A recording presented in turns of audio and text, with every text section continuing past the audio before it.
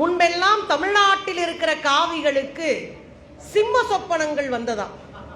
முன்பெல்லாம் தமிழ்நாட்டில் இருக்கிற காவிகளுக்கு சிம்ம சொப்பனம் வந்ததாம்.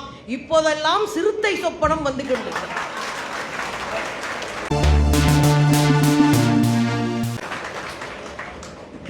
அது இல்லாமல் ஒரு வாரம் பிக் பாஸ் பிரச்சனை தான் நம்ம வீட்லையும். ஆமாம், அசீம்களுக்கு அடங்கி போகிற பிக் பாஸ்கள் இருக்கலாம், அசீம்களுக்கு அடங்கி போகிற பிக் பாஸ்கள் இருக்கலாம். அண்ணாமலைகளை அடித்து ஓடவிடும் பிக் பாஸ் எங்கள் அண்ணன் திருமா.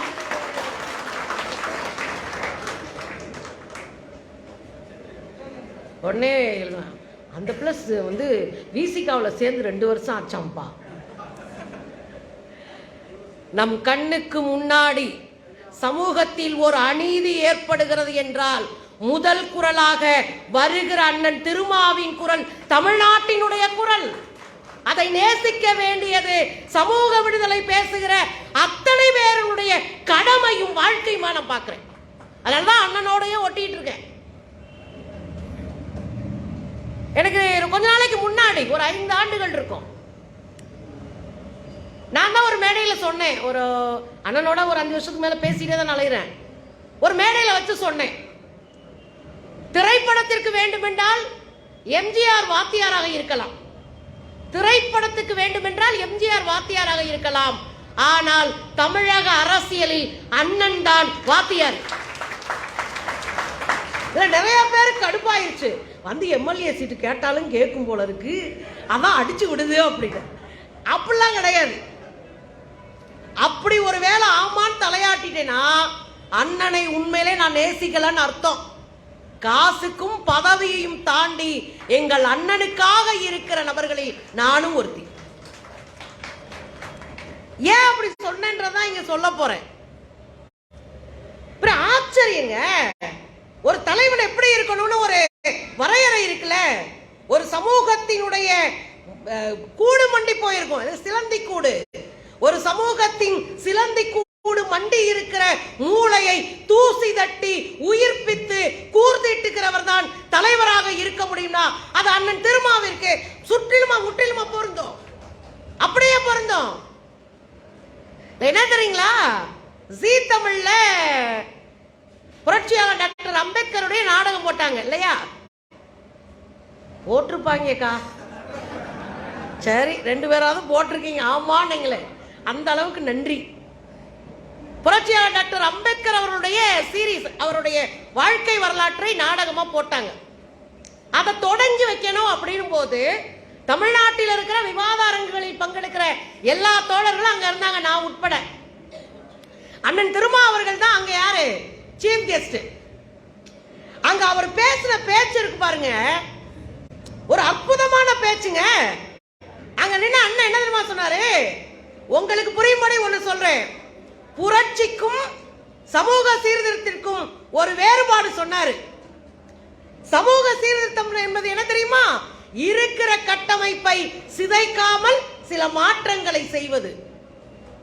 புரட்சி என்பது என்ன தெரியுமா, இருக்கிற அத்தனையும் உடைச்சு திருப்பி போடுவது புரட்சி. அதை செய்தவர் நம்முடைய ஐயா புரட்சியாளர் டாக்டர் அம்பேத்கர். எனக்கு ஆச்சரியங்க, இத்தனை எளிமையாக மக்களுக்கு புரிகிற மொழியில ஒரு பாடத்தை ஒரு தலைவனால் நடத்த முடியும் என்றால் அது அண்ணன் தான். அதுல என்னுடைய பர்சனல் ஒப்பீனியன் ஒன்று சொல்ல வேண்டியிருக்கு. என் மகன் பேரு ஃபிடல் காஸ்ட்ரோ. ஒரு நாள் இங்க ஏதோ போலீஸ்கிட்ட மாட்டிக்கிட்டான் போல இருக்கு, 3 பேர் வண்டியில் வந்துருந்துருக்காங்க. அந்த சமயத்துல உள்ள வந்து அண்ணனை பார்க்கலாம் அப்படின்னு வந்திருக்கான். அவங்க 3 பேருமே அண்ணன் பார்க்க வந்துதான் சிக்கிக்கிட்டாங்க. காலேஜ் பையில கூப்பிட்டு வந்திருக்கானுங்க, வாடா திரும்ப அங்கிள் போய் பார்க்கலாம் அப்படின்னு உள்ள வந்திருக்காங்க. உங்களுக்கு இங்க வந்து நின்றுட்டு ஒரு 5 பேர் உட்கார்ந்து இருக்கிறாங்க. அவங்ககிட்ட போய் கேட்டிருக்கான், தோழர் திருமா இருக்காரா அப்படின்னு கேட்டிருக்கான். நம்ம ஆளுங்க அப்புறம் வேட்டியை வடிச்சு கட்டி வச்சுக்கலாம். யாருடா நீ, எங்க அண்ணனை பேரை சொல்லி கூப்பிட்டு இருக்க அப்படின்னு வேட்டியை மறைச்சுக்கிட்டு அவன் வீட்டுல வந்து, அம்மா சுத்து போட்டாங்கம்மா உங்க ஆளுங்க. அவன் சொல்றான், அம்மா சுத்து போட்டாங்கம்மா, நான் தோழர் திருமான்னு கேட்டேம்மா அப்படின்னா.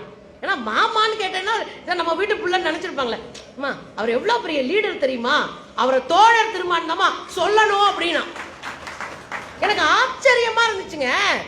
எனக்கு ஒரு ரத்த உறவு இருக்கணும்காக நான் அண்ணன் அண்ணன் சொல்லிட்டே இருப்பேன். அது ஒரு சென்டிமெண்ட் கருதி. அவன் சொல்றான், அவர் எவ்வளவு பெரிய லீடர்மா, அவர் தோழர் திருமான்னு சொன்னாதான் சரியா இருக்கும் அப்படின்றான். எனக்கு ஆச்சரியம். நாம் நினைப்பதை போல, நாம் நேசிப்பதை போல நம் வீட்டு பிள்ளைகளும் அண்ணன் திருமா அவர்களை நேசிக்கிறார்கள். அடுத்த தலைமுறை தயாராக இருக்கு. எனக்கு நீலக்குரல் இருக்குல்லங்க, இதுல பல சென்டிமெண்டான வரிகளும் பல யோசிக்க வேண்டிய சில கவிதைகளும் இருக்கு. அதுல எனக்கு பிடிச்ச ஒரு வரி என்ன தெரியுங்களா? காவி சேற்றை துடைக்க வந்த நீல நதி திருமா. ஒரு ரெண்டே வரிதான். சேரும் ஜகதியுமா இருக்கு தமிழ்நாட்டுல. அண்ணாமலைகளுடைய ஆட்டம் எல்லாம் அண்ணன் முன்னாடி நடக்காது என்பது தமிழ்நாட்டினுடைய அரசியல். மேடையில் நின்று அடிக்கிறாருங்க. சும்மா பதவியெல்லாம் எனக்கு இல்ல, தூக்கி எரிஞ்சிட்டு நிப்பேன். என்னுடைய முதல் வேலை எம்பியாவை எம்எல்ஏ ஆகுறதுல சனாதனத்தை வேறறுப்பதுதான் என் முதல் வேலை. நின்ன அடிக்க யாராலே முடியாது. அதுதான் சொல்றாரு, காவி சேற்றை துடைக்க வந்த நீல நதிதான் அண்ணன் திருமா. எவ்வளவு அற்புதமா இருக்கு பாருங்க. அவர் செஞ்ச வேலைக்கு குறைந்தபட்சம் நம்ம அவர் கொடுற கிரெடிட். அது மனுஷன் 1.5 மணி நேரம் தூங்கியிருக்காரு. 24 மணி நேரத்துல 1.5 மணி நேரம் தூங்கிட்டு அவர் வந்த பிறகு நம்ம சும்மா இருக்க மாட்டோம், முதுகுல போய் அப்படியே தொங்கிட்டு இருப்போம். எனக்கே காண்டாகும் பல நேரம். சரி, அண்ணன் பொறுமையா இருப்பாரு, வீங்க நம்ம கீழே இறங்கி பேசிக்கலாம். ஒரு அற்புதமான கவிதை ஒண்ணு சொன்னாரு. வெதநெல்லு வெதநெல்லுன்னு கேள்விப்பட்டிருக்கீங்களா? வெதநெல்ல வித்தவன் விளங்க மாட்டான்னு நம்ம ஊர்ல ஒரு பழமொழி இருக்கு. அதுக்கு என்ன அர்த்தம் தெரியுமா? வெதநெல்லு தாங்க ஒரு உயிர்ப்பா அடுத்த ஒரு விவசாயத்தை ஊக்குவிக்க போகுது. வெதநெல்லு தான் அடுத்த பட்டத்துக்கு நமக்கு தேவைப்படுகிற அடிப்படையான ஒண்ணு. அந்த காலத்துல கோயில்ல கலசம் இருக்கும் தெரியுங்களா? கோயில்ல மேல பித்தளையில கலசம் இருக்கும். அந்த கலசத்துக்குள்ள தானியங்களையோ விதை நெல்களையோ போட்டு வைப்பாங்களாம். ஏன் தெரியுமா? இந்த ஊரே அழிஞ்சாலும், இந்த ஊர்ல எல்லாரும் செத்தாலும், யாரோ ஒரு சீவன், யாரோ ஒருத்தன் தப்பிச்சுட்டானா அவன் அங்க இருக்கிற தானியத்தை எடுத்து அடுத்த தலைமுறையை உருவாக்குவான், உயிர்ப்பிப்பான். அதுதான் வெதநெல்லு. இங்க தோழர் எழுதியிருக்கிறாரு. திருமா யார் தெரியுங்களா? தமிழ் சமூகத்தின் விதை நெல் திருமா. எவ்வளவு பெரிய வார்த்தைங்க. அடுத்த தலைமுறைக்கான உயிர்ப்பை உண்டாக்கக்கூடிய நெல்லுங்க. எனக்கு உண்மையிலே அந்த அவரு படிக்கும் போதே ஒரு மாதிரி கண்ணு கலங்குச்சு. நான் பயங்கர சென்டிமெண்ட். அண்ணன் மாதிரி தான், அண்ணனும் கண்ணு கலங்கும். நான் பார்த்திருக்கேன். அந்த தம்பி கிட்ட அவர்கிட்ட சொல்லும் போது எனக்கு அப்படியே சென்டிமெண்டா இருந்துச்சு. இது எத்தனை பெரிய வார்த்தை தெரியுமா? அடுத்த தலைமுறையினுடைய விதை நெல் ரொம்ப முக்கியமான இடங்க. அது மட்டும் இல்ல, அவர் ரொம்ப அழகா நிறைய கவிதைகளை சொல்லிட்டு போறாரு. எனக்கு அதுல ரொம்ப பிடிச்ச கவிதை ஒண்ணு இருக்குங்க. எனக்கு மீச குறித்து ஒரு புரிதல் உண்டு. ஏன்னா நான் ஃபெமினிஸ்ட். சும்மா சும்மா நம்ம ஆளுங்க டிக்டாக்ல போடுவாங்க பாருங்க, நான் யாரு தெரியுமா, ஆண்ட பரம்பரைடான்வான். எந்த தெருளோட ஆண்டுகிட்டு இருந்தேன்னு கேட்டா அவனுக்கு குந்துறதுக்கு இடம் இருக்காது. அவன் நம்மள மாதிரி தான், உழைக்கிறவன் தான். குந்துறதுக்கு இடம் இருக்காது, படிக்க விடாம ஆக்கியிருப்பாங்க. அது மாடு மேய்ச்சிட்டு இருப்பான். அவனுக்கு சேர்த்து நாம தான் களத்துல நின்று போராடிட்டு இருப்போம். ஆனா அவன் மீசை முறிட்டு என்ன சொல்லுவான், ஏய் நாங்கெல்லாம் ஆண்ட பரம்பரைடா அப்படின்வான். எனக்கு செம்ம காண்டாகும் மீசையை பார்த்தாலே. டேய், மீசை என்பது வெறும் மயிர்னு பல நேரம் போட்டிருக்கேன் அந்த டிக்டாக் இதுல எல்லாம். ஆனா விடுதலை சிறுத்தைகள் இருக்கிற பல பேர் அன்னை மீசையை வைக்கிறதுக்கு அம்புட்டு முயற்சி பண்ணுவீங்க. நான் தான் ஊர் ஊரா பேசிட்டு இருக்கேனே. அப்படியே பார்த்தா மினி திருமான மாதிரியே இருப்பாங்க. மினி திருமா பூரா அதே சட்டை, அதே இன் பண்றது, அதே காட்டன் சட்டை, அதே மீசை. அவன் தூக்கத்துல கூட திருமாவாக இருக்க வேண்டும் அப்படின்னு தான் அவன் வாழ்றான். நான் கூப்பிட்டே கேட்பேன், எல்லாப்பா இப்படி ஒரே மாதிரி ஜெராக்ஸ் மாதிரி அலையிறீங்களே யாரு? எங்க அண்ணன் மாதிரி தான் நாங்க இருப்போம் அப்படின்வானுங்க. தம்பிங்க அத்தனை லவ். அதுல குறிப்பா அந்த மீச மேல, இங்கேயே பல மீசை பார்த்துட்டேன். அப்ப அந்த மீசையை அப்படியே உரம் போட்டு வளர்க்குங்க நம்ம ஆளுங்க. அந்த மீசையை பத்தி அவர் எழுதியிருக்கிறாரு. எனக்கு ரொம்ப பிடிச்சிருந்தது. நம்ம ஆதவன் டிக்ஷனரியா தெரியும்ல, எழுத்தாளர் நம்ம தோழர் தான். அவர் தான் மீசை என்பது வெறும் மயிர்னு சொல்லிட்டு உலகம் முழுவதும் மீசை குறித்து, முடி குறித்து, உடம்புல இருக்கிற ரோமம் குறித்து என்னென்ன அரசியல் இருக்குன்னா எழுதியிருக்காரு. நீங்க படிச்சீங்கன்னா நல்லா இருக்கும். இந்த தம்பி எழுதியிருக்கிறாரு, உன் நெருப்பு பார்வையில் ஆதிக்கம் நொறுங்கும், உன் நெருப்பு பார்வையில் ஆதிக்கம் நொறுங்கும், உன் முறுக்கு மீசையில் சேரிகள் நிமிரும். உன் முறுக்கு மீசையில் சேரிகள் நிமிரும். நல்லா இருக்கையா? எனக்கு இது பின்னாடி போய் நான் பார்த்தேங்க. அடி இதுவரையும் கையை கட்டினில்ல, நம்ம கட்டிக்கிட்டே நிற்கணும். கண்டக்கால் தெரிகிற மாதிரி வேட்டி மேலே ஏற்றிக்கிட்டே கட்டிக்கிட்டே இருக்கணும். மேலே துண்டை போடாத, துண்டை போடக்கூடாது. 2 டம்ளர் இருக்கும், என்ன வேணாலும் செய்வானுங்க. நம்ம கையை கட்டிக்கிட்டே நிற்கணும்னு நினைப்பானுங்க. ஆனா ரொம்ப அழகா இருந்தது. உன் முறுக்கு மீசையில் சேரிகள் நிமிரும், வாடா பார்த்துக்கலாம் அப்படின்றதான் அந்த முறுக்கி விடுறது எனக்கு பிடிச்சிருந்தது. வா பார்த்துக்கலாம் அப்படின்றதுக்கு பின்னாடி கூனி குறுகி போயிருந்த விளிம்பு நிலைக்கு தள்ளப்பட்ட சமூகத்தினுடைய நெம்புகோலா இருந்து அரசியல் படுத்திய தலைவனா அந்த மீசையை முறுக்கி நிற்கிற காட்சி எனக்கு பிடிச்சிருந்ததுங்க. அது தம்பி ரொம்ப அழகா எழுதியிருந்தாரு. அதுல இன்னொரு கவிதை சொல்றாரு. ஒரு தலைமுறையின் தலைவாசல், நீண்ட இருளின் வெளிச்சம். புரியுதா கவிதையெல்லாம்? அப்பப்ப படிப்பானுங்கக்கா, நாங்களும் திருமான்னு வர்ற இடத்துல கைதட்டிடுவோம்க்கா. இப்படிலாம் இருந்தீங்கன்னா கடுப்பாயிருவேன். எனக்கு அண்ணன் கிட்ட சொல்றதுக்கு ஒரு விஷயம் இருக்கு. என்ன தெரியுங்களா? வெறும் ஒரு சமூகத்தின் எழுச்சி என்பது வெறும் பரப்புரை பிரச்சாரங்கள் கட்சி கூட்டங்களா நடக்காது. கலை இலக்கியம் என்கிற ஆயுதத்தை எந்த இயக்கம் கையில் எடுக்கிறதோ அது நிச்சயமாக வெல்லுகிற இயக்கமாக மாறும். அதுதான் இங்க நடக்குது. எனக்கு ஆச்சரியம். எத்தனை தம்பிங்க கதை, கட்டுரை, நாவல் எழுதுற தம்பிங்க, கவிதை எழுதுறது. நானே 4-5 புத்தகத்தை வெளியிட்டேன். 4-5 புத்தகத்தை நானே விமர்சனம் பண்ணியிருக்கேன். எனக்கு அவ்வளவு மகிழ்ச்சிங்க. அந்த தம்பி ஒருத்தர் பேசுறாருங்க, இவர் தான் பேசுறாரு. மீசையை பற்றி பேசுகிற போது அவர் பேசுறாரு, சாரி அருவாவை பற்றி பேசுறாரு ஒரு கவிதையில. ரொம்ப நல்ல கவிதைங்க. அதை நான் எழுதி வைக்கணும்னு நினைச்சு எழுதலையா? தேடுற வரைக்கும் பொறுத்துக்குங்க. அருவா தந்திடாத பாதுகாப்பை, அருவா தந்திடாத பாதுகாப்பை அறிவால் தந்திட்ட அறிவரே, அறிவாளியே. அருவா தான் பாதுகாப்பு நினைச்சோம். நாம கூட ஒரு கத்திய பையில சொருகிட்டு தான் போனோம் இல்லையா? நான் கூட பெப்பர் ஸ்ப்ரே வச்சுக்கிட்டு தான் போனேன். இப்பெல்லாம் தூக்கி ஓரமா வச்சுட்டு வா பார்த்துக்கலாம் அப்படின்னு சொல்ற அளவுக்கு நமக்கான தம்பும் தராணியும் வந்திருக்கு. அது அழகா சொல்றாருங்க. இதுதான் ஒரு சமூகத்தினுடைய அடுத்த நிலை வளர்ச்சி. ஒரு கட்டத்துல நான் அருவா வச்சுக்கிட்டு தான் எனக்கு பாதுகாப்பு. ஆனா இன்னைக்கு அந்த அருவா தேவையில்லை, எனக்கு அறிவு இருக்கிறது, என் கையில் பேனா இருக்கிறது.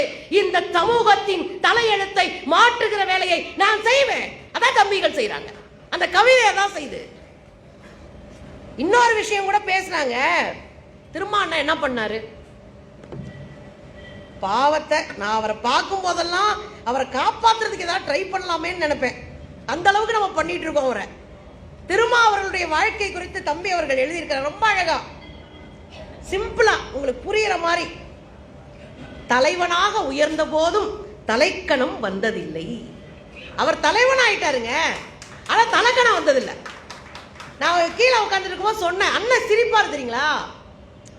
தலைவன் ஆயிட்டேன்னா சிரிக்க கூடாதுன்னு நிறைய பேர் முறப்பா திரிவானுங்க, நம்ம பார்த்துருக்கோம். அதுவும் கஞ்சி போட்ட சட்டை மாதிரி நம்ம அண்ணன் கேப்டன் மாதிரியே திரிவாங்க. எல்லையில கேப்டன் பேசி திரிவார்ல, அது மாதிரியே திரிவானுங்க இங்க குரூப். ஆனா எனக்கு தெரிஞ்சு நம்ம தம்பிகளை கட்டி பிடிச்சு வாயா வாயா வாயா அப்படின்னு சொல்லவும் தெரியும். நம்ம தம்பிங்க ஏதாவது எசகமசகா இருந்தா டேங்க வா நீங்க உட்காரு இங்க நில்லு அப்படின்னு சொல்லவும் தெரியும். அதான் ரொம்ப அழகா சொல்லி இருக்கிறாங்க. தலைவனாக உயர்ந்த போதும் தலைக்கணம் வந்ததில்லை, அயர்ந்த உறக்கம் இல்லை. இன்னைக்காவது தூங்க விட்டுருக்கோமா நம்ம? அதை பத்தி நம்ம கவலையும் படுறதில்ல, அது வேற விஷயம். அயர்ந்த உறக்கம் இல்லை, ஆனாலும் சலிப்பு இல்லை. அசந்து தூங்கினா தானங்க உடம்பு நல்லா இருக்கும், மனசு நல்லா இருக்கும், வேலை செய்ய முடியும். ஆனா இது எதுவுமே இல்லை. ஆனா சலிப்பு இல்லைங்க. இன்னைக்கு காலையில 4 மணிக்கு ஃபிளைட் ஏறி அங்க போய் இறங்கி அந்த துக்கம் விசாரிச்சுட்டு அங்கிருந்து திருச்சி வந்து திருச்சியில இருந்து ஃபிளைட்டை பிடிச்சு அங்கிருந்து 3 நிகழ்ச்சியை முடிச்சுட்டு 4வது நிகழ்ச்சியா மேடையில வந்து உட்கார்ந்துருக்காரு. மொத்தமே 1.5 மணி நேரம் தூங்கியிருக்காரு அண்ணன். அதைத்தான் இங்க எழுதியிருக்காரு. அயர்ந்த உறக்கம் இல்லை, ஆனாலும் சலிப்பு இல்லை. பயணத்தில் உறங்கிக் கொள்வார். இந்த கார்ல டிராவல் பண்ணுவோம்ல, அதுல தூங்கிக்குவார். பசித்தால் டீக்கடையில் இறங்கிக் கொள்வார். நான் அண்ணனை பார்க்கும்போது எனக்கு கம்யூனிஸ்டுகளை பார்க்குற மாதிரி இருக்கும். கம்யூனிஸ்டுகள் தான் தூக்கம் இல்லாம, சோறும் இல்லாம, கிடைக்கிற இடத்துல தூங்கி, கிடைக்கிற இடத்துல சாப்பிட்டு, டீயை குடிச்சே சீக்கிரம் செத்துருங்க நம்ம ஆளுங்க கம்யூனிஸ்டுங்க. ஜீவானந்தம்லாம் இருக்கிறாங்க, நிறைய பேர் டீ குடிச்சே செத்ததுங்க. ஏன்னா சோறு சாப்பிட மாட்டாங்க, அதை தேட மாட்டாங்க. அப்படியெல்லாம் இருக்குங்க. எனக்கு அண்ணனுடைய எளிமை பார்க்கும்போது கம்யூனிஸ்ட் தலைவர்கள் ஞாபகம் வருவாங்க, ஜீவானந்தம் உட்பட. அதான் அவர் சொன்னாரு, பயணத்தில் உறங்கிக் கொள்வார், பசித்தால் டீ கடையில் இறங்கி நிற்பார். இன்றைய செய்தி கன்னியாகுமரியில், நாளைய செய்தி கடலூரில். இன்னைக்கு கன்னியாகுமரியில் இருப்பாரு, நாளைக்கு கடலூர்ல இருப்பார். இந்த பயணம் ஒரு தனி மனிதனுடைய பயணம் இல்லை, ஒரு இனத்தின் எழுச்சிக்கான பயணம் என்பதை நாம விட்டுறக்கூடாதுங்க. நான் ஒரே ஒரு விஷயத்தை சொல்லிட்டு முடிக்கிறேன். கவிஞர்களே, நான் அவரை கூப்பிடுங்க. நான் ஒரு விஷயத்தை சொல்லி முடிக்கவா? யார் யார் ஒரு 5 நிமிஷம் பேசவா? நீங்க பேசுங்கக்கா, நாங்க போய் டீ குடிச்சு போறோம்னு கிளம்பிடக்கூடாது. கவிதையா பேசுனாங்கக்கா சுந்தரவல்லி அக்கா, நல்லா பேச வந்து கவிதையா பேசிட்டுன்னு சொல்லக்கூடாது. ரொம்ப எளிமையான கவிதை தான், ரொம்ப அழகான கவிதையும் கூட. இதுல தலைமுறையின் தலைவாசல் சொல்லிட்டு நான் அப்படியே விட்டுட்டேன். நான் என்ன கேட்கிறேன், இன்னைக்கும் ஆதிக்க சாதியினுடைய திமிரால குடிக்கிற தண்ணியில மலத்தை கலக்க ஒருத்தரால முடியும். இன்னைக்கும் கோயிலுக்குள்ள போகாதுன்னு சில பேரால தடுக்க முடியுது. இன்னைக்கும் தேசிய கொடி ஏத்த முடியாதுன்னு தடுக்க முடியுது. இத்தனை அடிச்சு ஆடின பிறகும் ஆதியில தோன்றிய சாதி இன்றைக்கும் குரல் வலைய நெரிக்கும். அப்ப யோசிச்சு பாருங்களேன், இத்தனை அடிமைத்தனம், இத்தனை பிரச்சனை இன்னமா இருக்கு அப்படின்னா, ஒருவேளை அண்ணனை போன்றோர்கள் இந்த பெரிய தலைவர்களா முன்னாடி இல்லாம இருந்திருந்தாங்கன்னா என்னவா இருந்திருக்கும்? மொத்தமா நம்மள அடிமையா வச்சிருப்பான். அதுதான் நடந்திருக்கும். இப்ப அதைத்தான் பேசுறாரு, ஒரு தலைமுறையின் தலைவாசல். தலைவாசல்னா என்ன தெரியுங்களா?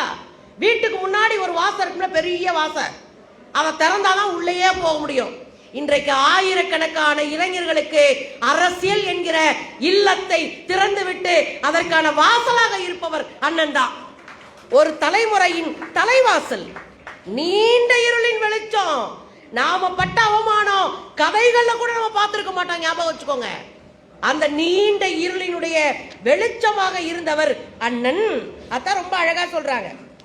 இன்னொரு இடத்துல அண்ணனை பத்தி பேசுறாங்க, வாத்தியார்னே பேசுறாரு இல்லையா? வாத்தியார்ன்றது எல்லாருக்கும் ஒரு இது போல இருக்கு, வாத்தி கம்மிங் மாதிரி, வரம்ப எடுத்து அடிக்கணும் அப்படின்னு. எனக்கு ஒரு கவிதை ரொம்ப பிடிச்சிருந்தது. அங்கனூரில் முளைத்த 2 கால் சிறுத்தையை, சிறுத்தைக்கு 4 கால் இருக்கும், ஆனா அங்கனூரில் முளைத்த சிறுத்தைக்கு 2 கால் தான். அங்கனூரில் முளைத்த 2 கால் சிறுத்தையை, சிந்தனையை விதைக்கும் போதி மரத்து வித்தை, சிந்தனையை விதைக்கும் போதி மரத்தின் வித்தை. உன் நெருப்பு பேச்சை நேசிக்காதோர் இல்லை, மந்திர சொல்லில் மயங்காதோர் இல்லை. உன் நெருப்பு பேச்சு, அண்ணா அப்படி பேசுவாரு. மந்திர சொல்லில் மயங்காதவர் இல்லை. மண்ணுக்குள் புதைந்தால் அத்திவரதன். அத்திவரதன் என்ன பண்ணி வச்சோம்? தனிக்குள்ள போட்டு மூடி வச்சிட்டோம். மண்ணுக்குள் புதைத்தால் அத்திவரதர், மண்ணுக்காக உழைத்தால் திருமாவளவன். ரொம்ப எல்லாம் கசகசன்னு கவிதை எழுத வேணாம், சிம்பிளா இருந்தா போதும்.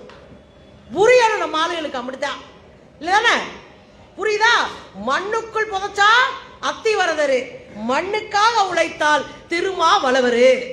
அவ்வளவு போதுன்றேன் நானு. இன்னொரு விஷயம் நல்லா இருந்துச்சுங்க, இந்த அறிவால் கவிதை தாண்டி ஒரு நல்ல கவிதை ஒன்று இடையில இருந்துச்சு. நான் அதை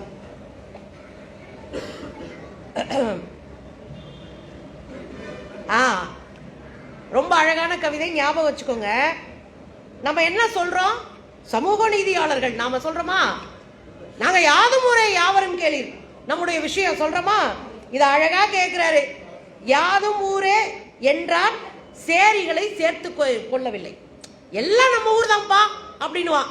ஆனா சேரி மட்டும் தனியாவே இருக்கும், ஊர் தனியா இருக்கும். யாதும் ஊரே என்றான், சேரி மட்டும் தனியா இருந்துச்சு. யாவரும் கேளீர் என்றான், இரட்டை குவளை மறந்ததில்லை. எல்லாம் சொந்தக்காரன் தானே, கேளீர்னா சொந்தக்காரன் அர்த்தம். யாவரும் கேளீர், எல்லாரும் சொந்தக்காரன் சொன்னான். ஆனா ரெட்டை குவளை இருந்துச்சு, நீ தொட்ட கஷ்டம்ல நான் தொட மாட்டேன்னு. பிறப்புக்கும் எல்லா உயிர்க்கும் என்றான், முதுகை தட்டி கொடுப்பதை போல் தடவி பார்ப்பான். ஏன் தடவி பார்க்கிறான்? நூல் இருக்கான்னு தடவான். அதுல பல நூல்கள் மாட்டோம். அறம் செய் என்றான், பரிசாக மலத்தை திணிக்கிறான். ஒரு நீண்ட கவிதை, ரொம்ப அற்புதமான கவிதை. கேள்வி கேட்பதுதான் விடுதலைக்கான வழி என்றால் சிறுத்தைகள் கேள்வி கேட்கிறார்கள், விடுதலைக்கான வழி வெளிச்சத்தோடு தரட்டு. அதில் இன்னொன்று ரெண்டே கவிதை சொல்லிட்டு நான் முடிச்சிடறேன். அப்புறம் அண்ணன் பேசணும்ல. அண்ணனை பத்தி சொல்றாரு, நீ பாசவலைக்கு தப்பியதில்லை. பாசமா ஒருத்த வந்து நின்றுட்டான்னு வச்சுக்கோங்க, அவர் அதை ஏத்துக்காம விட்டதில்லை, அவமானப்படுத்த மாட்டார். நீ பாசவலைக்கு தப்பியது இல்லை, ஆனால் பாசிச வலையில் சிக்கியதும் இல்லை. நீ பாச வலையில் தப்பியதும் இல்லை, பாசிச வலையில் சிக்கியதும் இல்லை. உன்னை நேசித்தால் தொண்டனாகலாம், விசிகாவில் தொண்டனா சேர்ந்துடலாம். உன்னை நேசித்தால் தொண்டனாகலாம், உன்னை வாசிக்க வாசிக்க தலைவனாகலாம். அதான அண்ணனுடைய ஆசை. உங்க கவிதை எல்லாருக்கும் புரியுதுங்க. அப்ப நம்ம சக்சஸ் ஆயிட்டோம்னு அர்த்தம். நிஜமா தாங்க, புரிஞ்சு கை தட்டுறீங்கல்ல, அது யாருக்கு கிடைக்கும்ன்றீங்க. இன்னொரு கவிதை கூட எனக்கு ரொம்ப பிடிச்சிருந்தது, அன்னை கவிதை. அந்த கவிதை மட்டும் நான் சொல்லிட்டு, தவம் செய்ய மறுக்கப்பட்ட சம்பூகனின் வாரிசுகளுக்கு தவமின்றி கிடைத்த தலைவன். இதுக்குள்ள ஒரு அரசியல் இருக்கு. சம்பூகன் ராமாயணத்தை பொறுத்தவரை பிற்படுத்தப்பட்டவன், புரியுதுங்களா? சம்பூகன் ராமாயணத்தை பொறுத்தவரை பிற்படுத்தப்பட்டவன். இங்க என்ன சொல்றாரு? தவம் செய்ய மறுக்கப்பட்ட சம்பூகனின் வாரிசுகளுக்கு தவமின்றி கிடைத்த தலைவன். 27% இடஒதுக்கீடுக்கு போய் உட்கார்ந்த தமிழகத்தின் குரல் அண்ணன் திருமாவளவனே. கரெக்டா இருக்கா? கரெக்டா கொண்டு வந்து நான் சேர்த்துருவேன். ஏன்னா நல்லா எழுதியிருக்காருங்க. நம்மால எழுதுறாங்கன்றதே எனக்கு பெரிய மகிழ்ச்சியான விஷயமா பாக்குறேன். அண்ணலை மறந்து இன்னல் பட்ட சமூகமே. அண்ணல் யாரு? அம்பேத்கர். அண்ணலை மறந்து இன்னல் பட்ட சமூகமே, அண்ணனை படித்துக்கொள், அண்ணனை படித்துக்கொள், இனி ஒரு கை உனக்காக நீளாது அப்படின்னு யாரும் நீட்ட மாட்டான். ஏன்னா அண்ணன் இருக்காரு, ஐயோ கொத்தா வருவாங்கப்பா, கை வைக்க கூடாது என்கிற அச்சம் இங்க இருக்கிற கூட்டத்துக்கு வரும் என்றுதான். ரொம்ப நல்ல நல்ல கவிதைகள்லாம் இருக்கு. நிறைய கவிதைகள் நான் குறிச்சு வச்சிருந்தேன், தேடிக்கிறதுக்கு டைம் ஆயிரும், கீழே இருக்கவங்கள கடுப்பாயிருவாங்க, அதனால நான் விடுறேன். நிறைய கவிதைகளை எழுதியிருக்கிறார், வாழ்த்துக்களை சொல்றேன். இந்த கவிதை தான் தேடி தேடி கண்டுபிடிச்சிட்டேன், இதோட முடிக்கிறேன். வேதங்கள் ஆண்டது, பூதங்கள் வந்தது, யாகங்கள் நடந்தது ஒரு காலம். வேத ஆட்சி, பூத ஆட்சி, இதெல்லாம் ஒரு காலம். எல்லா மடமைகளையும் ஊரறிய போட்டுடைத்தது திருமாக்காலம்.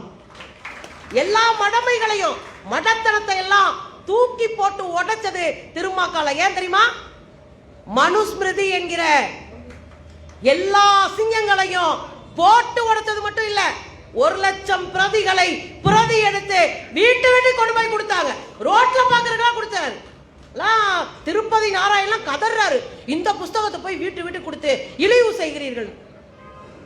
தானே 2 வருஷம் நாங்களும் கதறிக்கிட்டு வந்தோம், இந்த புஸ்தகத்தை கொடுக்காதடா, இது கேவலமா இருக்கு, பெண்களை இழிவு பண்ணுது அப்படின்னு. காவிகளுக்கு ஒரு சாவு மணி அடிக்க வேண்டும் என்றால் கரம் கோர்த்து நாம் ஒன்றாக நிற்க வேண்டும். சமூக நீதி பாதையிலே பயணிக்கிற நாம் கருத்து வேற்றுகள் எல்லாம் ஓரங்கட்டி வச்சுட்டு நாம ஒன்னா நிக்கணும். எனக்கு ஒரு ஆசை இருக்கு, மக்கள் நல கூட்டு இயக்கம் மீண்டும் எழுப்பப்பட்டால் நன்றாக இருக்குமே என்று எனக்கு ஒரு ஆசை இருக்கிறது. ஏன்னா நாம தான் ஒன்னா சேர்ந்து இருக்க முடியும். மக்கள் நல கூட்டு இயக்கம் இந்த சாதிய திணிப்புகளையும் மோதல்களையும் தடுப்பதற்கான ஒரு இயக்கமாக மாற்றப்படும் என்றால் சமூக நீதிக்கான கோட்பாட்டை நோக்கி நாம் அடுத்த படி எடுத்து வைப்பதற்கு மிகுந்த உதவியாக இருக்கும். இது அண்ணனை கோர்த்து விடுற வேலை இல்லை, இது என் ஆசையை சொல்லிவிடுகிற வேலை என்று சொல்லுகிறேன். தோழர்களே, எழுதுங்கள், எழுதுங்கள். பேனாவை விட ஒரு கூரிய ஆயுதம் உலகத்தில் இல்லை. எழுத்துக்களின் மூலமாக இந்த சமூகத்தை கட்டுடைப்போம். நன்றி, வணக்கம்.